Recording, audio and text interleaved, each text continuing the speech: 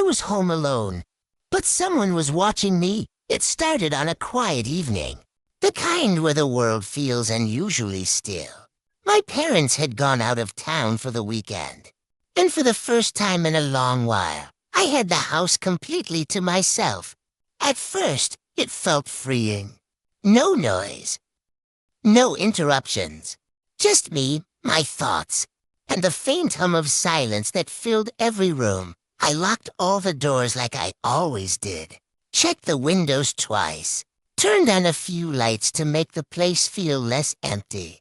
Everything was normal, safe, or at least, that's what I told myself. I settled into the living room with my phone, scrolling mindlessly to pass the time.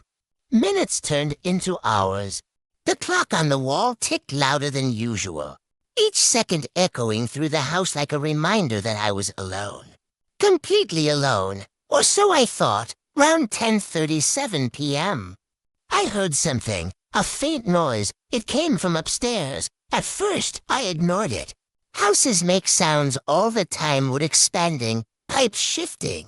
The kind of noises you only notice when everything else is quiet. I told myself it was nothing, but then it happened again. This time louder, a slow, deliberate creak, like someone had just taken a step. I froze, my eyes shifted toward the staircase, the darkness above it feeling heavier than before.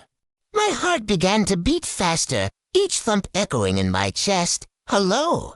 I called out. No response. The silence that followed was worse than the sound itself. I stood up slowly, trying to convince myself I was overreacting. Maybe a window was open.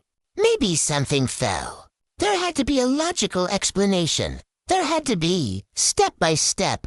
I walked toward the stairs. Each step felt heavier than the last. The house seemed to hold its breath as I climbed, the air growing colder with every inch I moved upward. By the time I reached the top, my hands were trembling. The hallway was dark, too dark. I was sure I had left the light on. I reached for the switch and flicked it. Nothing.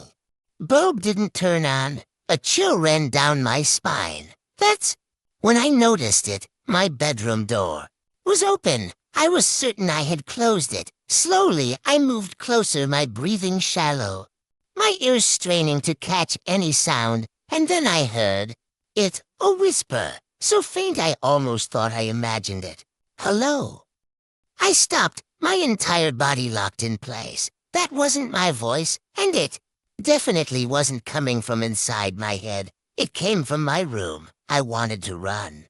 Every instinct in my body screamed at me to turn around, to get out of the house, to not look back. But something else pulled me forward, something I couldn't explain. I reached the doorway. The room was dark, but I could make out shapes: the bed, the desk, the window slightly open, the curtains swaying gently in the night air. And then I saw it, a figure, standing in the corner, completely still, watching me. I couldn't breathe. I couldn't move. It didn't step forward, didn't speak. It just stood there watching. The worst part wasn't its presence. It was its eyes, wide open and blinking, locked onto mine. "How did you get in here?"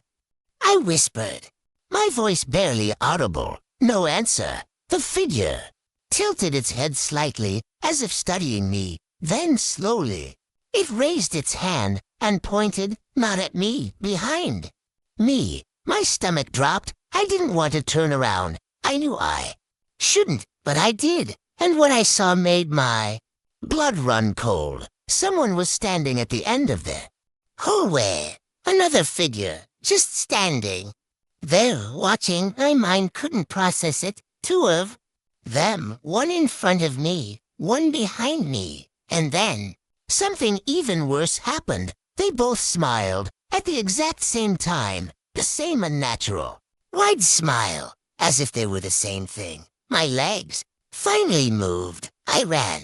I don't remember how I got down the stairs. I don't remember grabbing my keys or unlocking the door. All I remember is the feeling of being chased, Not by footsteps, but by something else. Something that didn't need to run. I burst outside, gasping for air.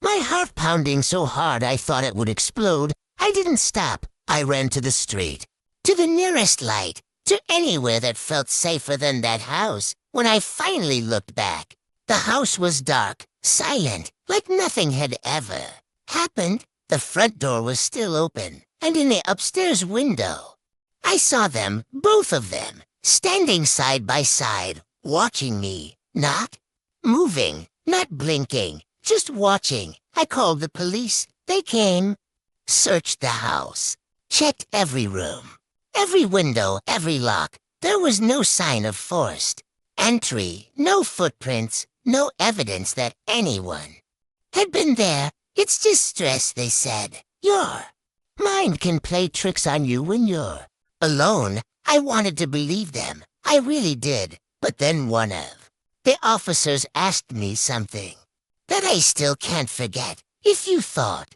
someone was inside, why were all the doors locked from the inside?